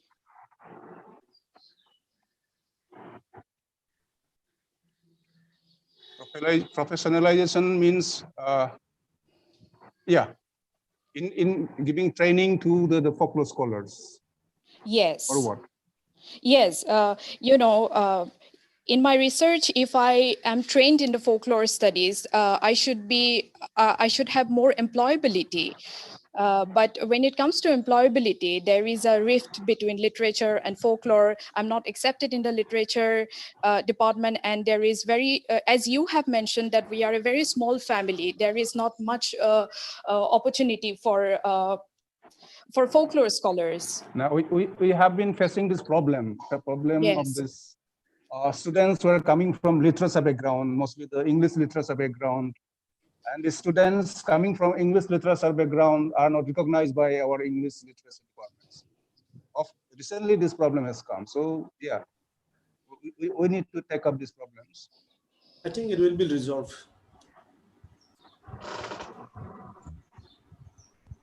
Yes. Hopefully, thank you. Could I just come in? Desmond will interact here. Okay. You see, first and foremost, we should be firm in recognizing ourselves as folklorists. That is one thing, yeah, which has to be established primarily. Okay, and I see that the students who have undergone the folklore and cultural studies course in our department, they have done well for themselves. Some of them are teachers, some of them, many of them work in media, some of them are in tourism, and so on and so forth. And but what is needed is that we diversify, because folklore itself is phenomena which is so diversified. We need to diversify, and again, many of my PhD scholars are doing very well in literature departments in different colleges, and schools also. So it is true that we need to establish undergraduate departments in many colleges. We hope to be starting undergraduate programs in folklore, at least in 3 colleges in Shillong next year. Hopefully, given the pandemic and all that. And this is how we make use of this resource that we have been studying. Okay. So there are some, of course, I know of at least 4 or 5 of my students who have no desire to teach. Okay, and they're doing something on their own they're doing design, they're doing, some of them have established, tourism niche, in different parts of the state, and they're doing very well for themselves, making use of their own expertise in folklore. Okay, so they are establishing winter camps for kids, school kids, and they take them on cultural treks and cultural trails and so on and so forth, introducing them into folklore in small ways, and they're doing very well for themselves. So, and they have no hesitation in calling themselves folklorists, though they are entrepreneurs. So, this is the way that we can we can take steps. And in America, in America, especially with public folklore or public sector folklore, there is a huge range of possibilities that folklorists do. I mean, there are many folklorists that I know do not want to teach. They do not teach, although they are qualified to teach, but they manage museums. They curate shows in museums and they curate festivals, because there they have this very strong concept of public sector folklore. Hopefully this concept will also come to this part of the world, and we will be able to make use of this cultural capital that we have. Thank you, Professor. That was very helpful. You're welcome. Pranav sir, I think one or two questions is there. Yes. Alimpa Bhaya, Mona Lisa Borgohain, and Ayushun Japan. Yes. Hello. Hello, Mona Lisa Borgohain. Hello. Yes. Am I audible? Oh yes, absolutely, yes. Okay, thank you so much for the wonderful presentations to both the esteemed resource persons. My question is, just wanted to know, is there any difference between folklore tourism and culture or heritage tourism? That is the first part.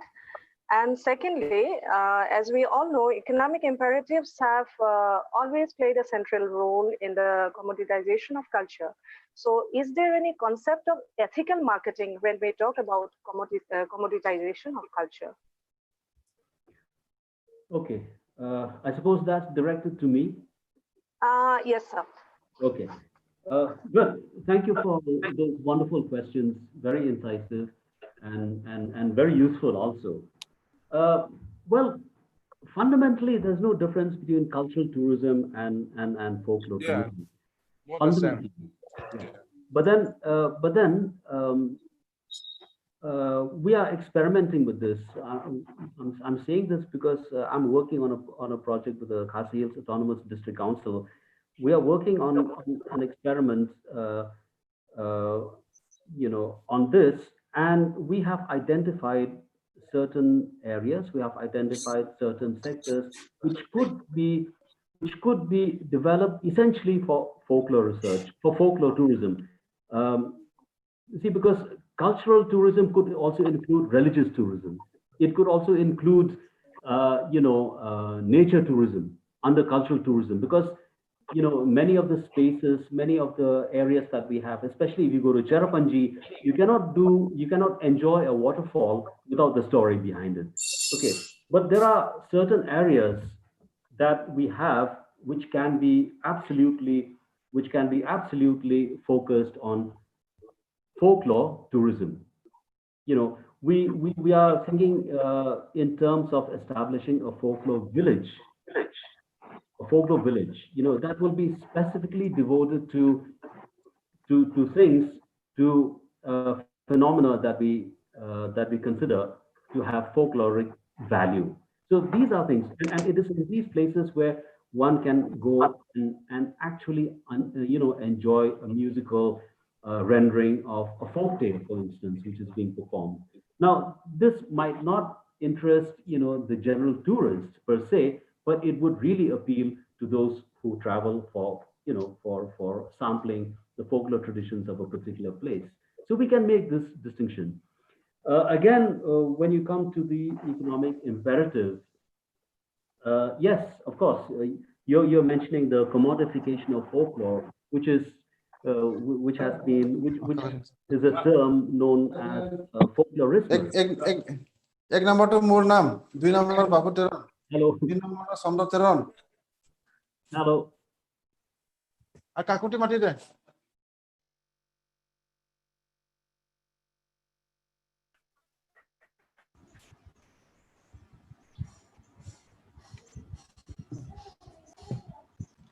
Hello.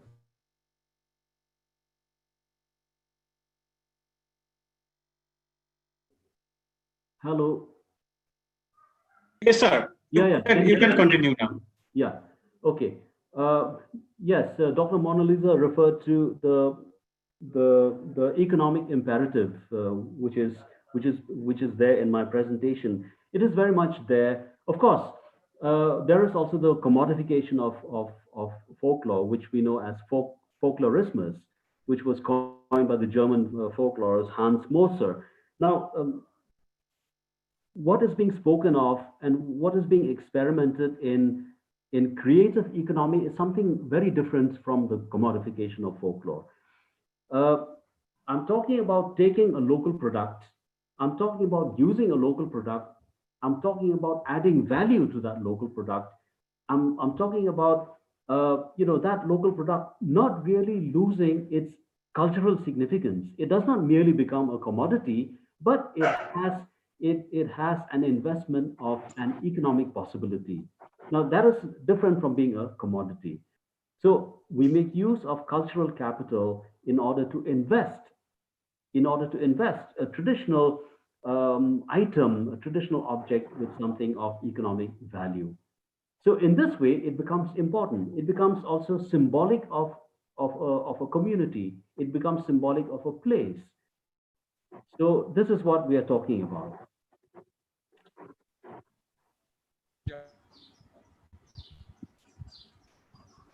Yeah. I think yes. Japan, Yes. Yeah. We are going to have the last question. Yes. Please, Japan. Hello. Good afternoon, everyone. Well, this question is both to Dr. Boro as well as to Professor Desmond Kharmawphlng. Since we are talking about the scope and future of folklore, recently I was reading this material written by Frank Coram from the Department of Religion, Boston University.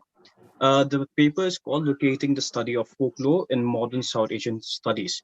So what was happening while reading this material is that I found out that the abundance of folk material that is unexplored, as well as that is available, that is in fact acknowledged by folklorists from all over the world, is that the South Asian countries as well as regions within the South Asian region is so rich that there's a huge demand for folklore study at the current time. But what is happening is that there's also a problem with that. One is that Coram also mentions that there is a problem. The problem is that no proper attention is being given by scholars coming from this very region itself. And in fact, it is Western scholars who are doing the work. And yes, because they have a very different perspective, being an outsider, they are not able to do to build the groundwork for folklore studies in this particular region. Now, the question is that despite the fact that we have a lot of research that is taking place, whether it is done from the folklore department itself or from other departments, whether it's cultural studies or even some being done from literature, we find that most of the attention that should be given to folklore studies is not properly being given. So can this be addressed if we have a proper journal that comes from let's talk about our own location, the Northeast, taken up by our own university, focusing only on folklore material? Perhaps that will contribute towards the scope and, of course, the future of folklore studies. Yes. Should I take that first? Can you hear me? Yes, sir. Yeah. Okay. I'm glad that you cited the example of Frank Coram because he's a friend of mine. And in a very playful, in a very jocular manner, I would like to say he should blame himself first, because he was offered the chair of the folklore department at Indiana University in Bloomington, and he did not join. Okay, so he did not join. He was offered the professorship at the folklore department, Bloomington, Indiana University, which we consider to be the mecca of folklore studies, in different parts of the world, all over the world. But he, I think he declined. He did not join. Anyway, this is just a joke, something which he told me. But it is true that the kind of professionalism, the kind of rigor that is required for folklore studies has not actually been fully and completely applied, has not been fully deployed. We need to train ourselves more. We are, many of us are still dealing with outdated ideas. Many of us are still dealing with theories which have been rejected in the West. And therefore, and especially when it comes to the Northeast, we need to reformulate our own theories. We need to formulate our own approaches. We need to reformulate our methods. Learning from the past, and also learning from the models that has already that is already there. To give you a very small example, if you look at the star husband story, in some of the societies of Northeast has to be reinvented. It has to be inverted, actually, because that story goes against some of the beliefs that we have, some of the practices that we have here. So there are certain things that we have to revisit. There are certain things that we have to reform, and then only we can be on a par, on a level with scholarship in the West, and then we will be better trained to handle our own cultural capital, our own cultural material. And of course, the journals are welcome. It's a very welcome, idea. There's nothing like publication that will update ourselves.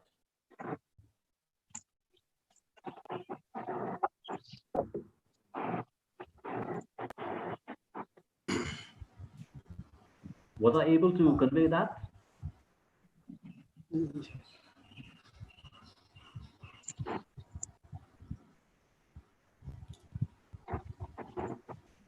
Hello, Gauri. Yes. But please unmute. Kumar, I think Abhijit Kumar is there, someone. Abhijit, yeah, it will.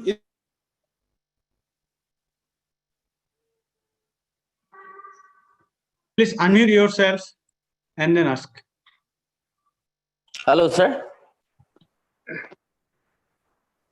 Hello. Yes, sir. Can you hear me, sir? Yeah. Yes. Hello, sir. I'm Abhijit Dutta from Pragyutis College. It is a very nice presentation by Anil Boro sir and Desmond sir, and I also feel good because there are very known persons that I meet here, Ravinda and then Sujay Mandal sir. Now, I have a question related to research work on folklore.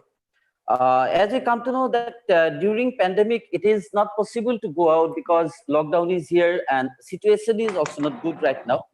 So during this time, that is pandemic, is it possible to continue research work on folklore, particularly on oral literature, material culture, social folk customs, and folk performing art forms? As folklore is available at fields, how is it possible to collect data or materials during pandemic?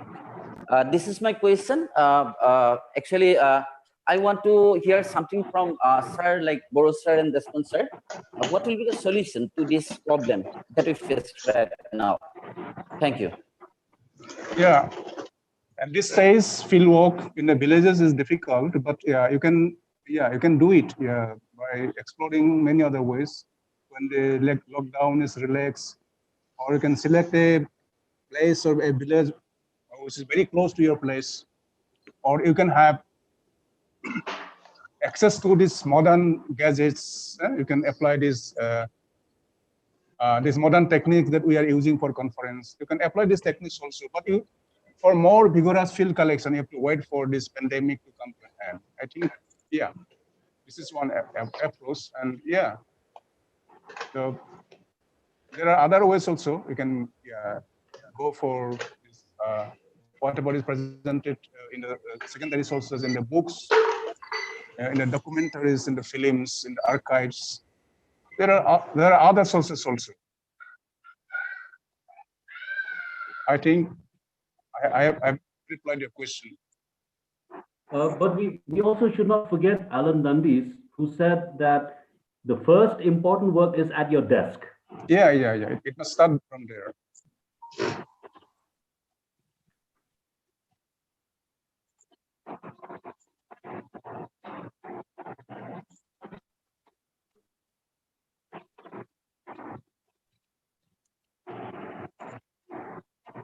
Yes. Thank you. We had a very fruitful discussion in this special webinar. I thank both the speakers that have presented a very learned, thought-provoking and stimulating speeches. And I hope all the participants that have benefited something from this webinar. Now, I would like to request Honorable Principal Sir, Dr. Jogesh Kakuti, to speak a few words. Thank you. Thank you, Professor Boro sir and Desmond sir. I had also many questions, but each and every question which were to be from me have already been answered by you. And I am very much interested particularly in cultural economy and creative economy. Professor Desmond sir has already answered in a very lucid manner in detail. And folklore and entrepreneurship, very interesting, sir. Actually, we will do many things in our center, and my request to you, to all of you, particularly Professor Desmond sir and Anil Boro sir, and all other scholars from the Northeast and also from other parts of India, that they will come forward to help us. And we have many agendas for the benefit of Northeastern states from folklore and cultural studies. And one question came from a participant regarding digitalization of folklore. Very interesting. And I have also gone many articles, research papers in academia.edu, and I have found many new terms. Already Professor Desmond sir has dealt with regarding change of tradition, that is modern tradition. Perhaps it may be termed as modern tradition. And my subject is, Desmond sir, my subject is history. Okay. And yes, my subject is history. And when I was academic registrar of Gauhati University in 2015-16, I called you many times for regarding evaluation of thesis. Yes. And yes, I came back to college again.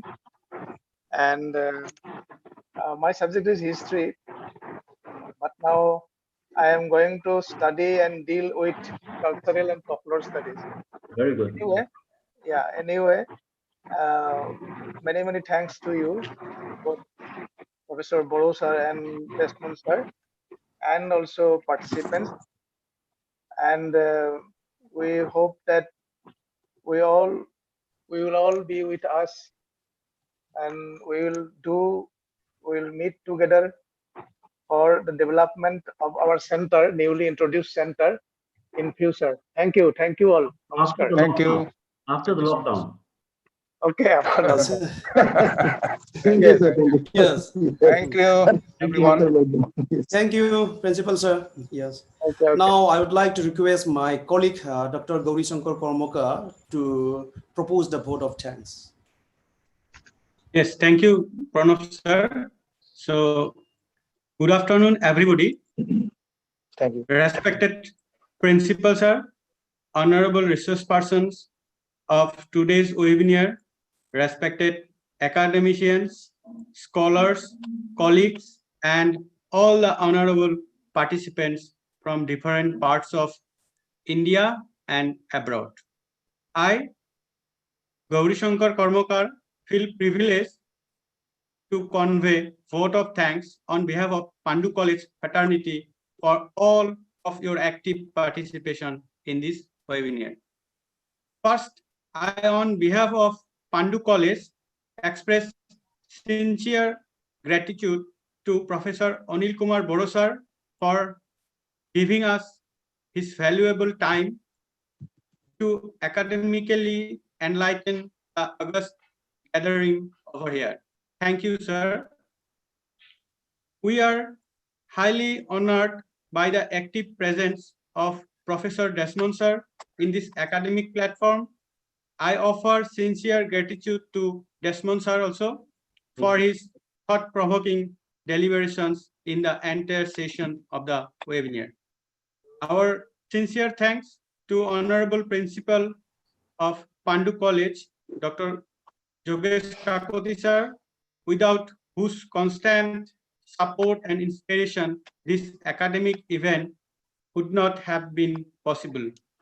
Finally, we are extremely pleased and honored by the overwhelming responses, dynamic presence, and interactions of the respected participants in this webinar, which is more than 500 in this Zoom platform and more than 100 in YouTube live streaming.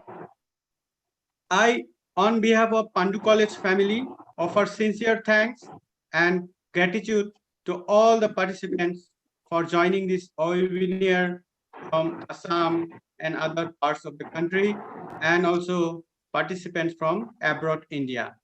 Thank you all once again. Thank you. Thank you. Thank you. Over to Pranam Narzari, sir.